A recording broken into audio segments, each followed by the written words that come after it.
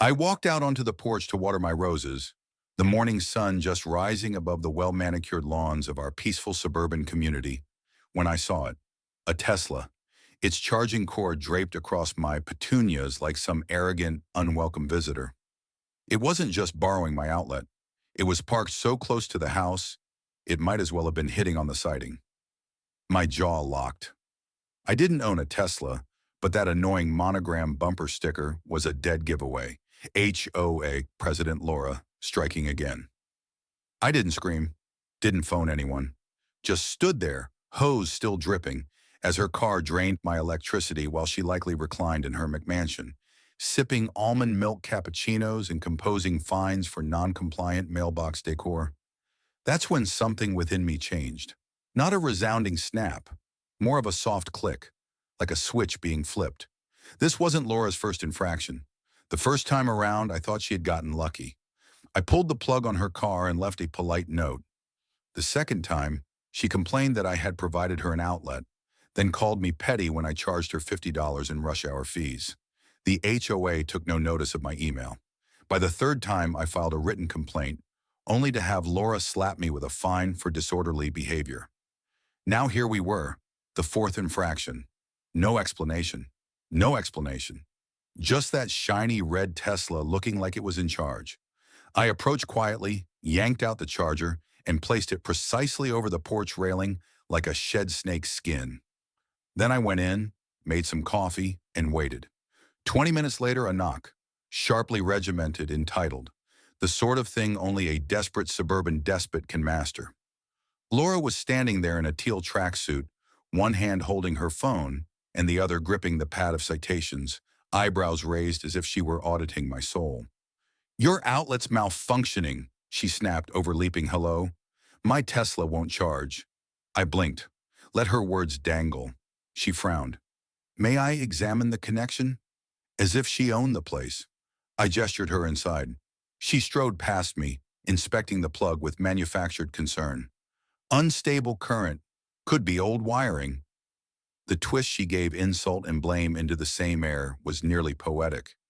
I took a picture of her holding the cable as if granting me in favor, then settled onto the couch and let her storm out, charging cord draped around her arm like a ribbon of pride.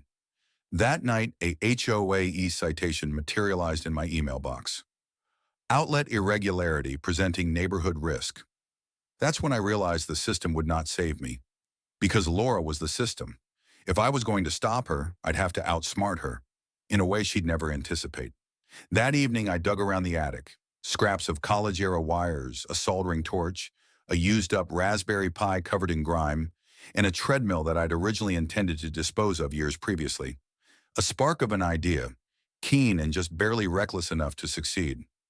Laura could steal my electricity if she wanted to, literally earn it. I tried out the treadmill. It creaked like a possessed washing machine, but it worked. Chuckling to myself, I hooked up the Pi to a contraption that would make the porch outlet only power on when the treadmill was in motion. Not stationary, not just connected running. I wanted her to earn her juice, and I wanted to watch her face when it struck her. The following morning, I took a stroll to get my mind clear. Neighbors greeted me with caution, no doubt already informed by Laura of my Grinch-like opposition to progress in the community. I didn't mind. My objective was straightforward. Put the brakes on my spinning utility meter like it was a Vegas slot machine. By noon, I had a prototype. It was a mess: duct tape, a knot of wires, a pie tin for no reason other than mad scientist aesthetic. But when I jogged, the red light on the outlet came on. Success. That evening, I left the treadmill operating and plugged in a lamp. It lit, stable. I stopped, it shut off. Perfect. For the first time in weeks, I slept like a log. 2 days after, my ring cam caught her. Laura arrived at noon, parked in her favorite spot, and plugged in like any other Tuesday. She strolled off, purse bouncing, not knowing the Tesla's orange light flashed, not charging. She came back an hour later, tapping the charger, confused. She knocked once, then burst through my porch gate. And there it was, the treadmill humming in the garage. Her mouth dropped, hair frizzed in the heat, like the machine had disrespected her mother. She didn't attempt again, just departed. Charger trailing behind, caught up in her own bewilderment. I drank lemonade, rewound the footage, enjoyed every shot. The following day, she avoided my house as if it were cursed. Her head straining so far to the side, I worried she'd strain something. Laura fed on control, and my passive revolt was devouring her. By afternoon, I saw new tire marks on my driveway. Her Tesla had looped, hesitating in front of my porch, as if deliberating. And then I saw it. A new HOA notice on the bulletin board. Energy Protocol Awareness, a passive-aggressive coup encouraging residents to report irregular charging arrangements. I chuckled. My neighbor Sarah leaned in. "She's furious," she whispered. "Claims you sabotaged her car." "Is that so?" Sarah nodded. "People are sick of her. You're the first one to stand up." That quiet solidarity ignited something. That evening, I upgraded the installation. Motion sensor on the treadmill, concealed cam in a birdhouse, phone notifications. At 11:13 the following morning, my phone vibrated. There she was, Laura, huddled at my outlet with gloves on, like she was defusing a bomb. She checked the voltage. Confusion. Panic. The treadmill came to life. She jumped, then crept into the garage. She touched the contraption like extraterrestrial technology. Her hand just hung over the control box, and zap, the treadmill lurched ahead, screamed, tripped on a bag of mulch, sat in a cloud of dust. I was choking with laughter. That evening, a new HOA notice, unauthorized electrical device in public view from off-site premises. Puny. My garage was not on the street. The outlet was my own. I drafted a response referencing zoning codes, appended photographs, and braced myself for a true battle. The air became thick, as if the sky itself was in anticipation. Laura became silent. Too silent. No citations. No knock. Silence. Neighbors began to move about. Sarah painted her fence blue. Mark put up a driveway cam. At the HOA meeting that I called, I put it all on the table. Blueprints, letters from electricians, ring footage of Laura breaking in. I pushed a USB down the table. It contained her ramblings about rewiring my outlet.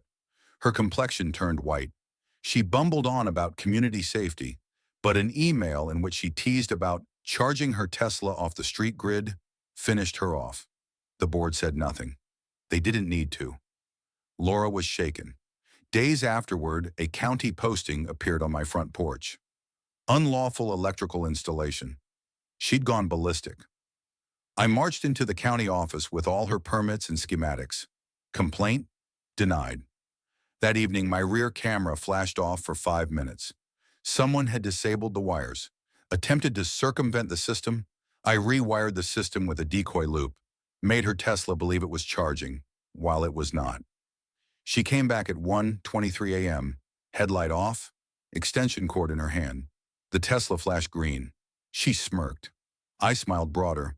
Battery still stalled at 12%. At noon, she knocked, smug. "Your anti-Tesla trap is broken." "Perhaps it corrected itself," I shrugged. A Reddit discussion emerged later, displaying her license plate and bogus charging glitch. The internet made fun of her. The narrative went viral. Her empire shattered. She quit. Inspectors raided her residence, discovered illegal grid tappings. Her Tesla was seized. Neighbors took lawn chairs out to observe. Sarah was duly elected HOA president at a backyard party. A brand new treadmill appeared on my doorstep, gift wrapped. Tag reads, "Enjoy the energy." I placed it next to the original, a testament to pettiness and determination. Laura sent one final letter. "I underestimated you. The neighborhood is yours." She sold her house, vanished. My outlet, unviolated. The treadmill, waiting, and the neighborhood, at last alive, thriving with freedom, fueled by one resident's determination not to be drained.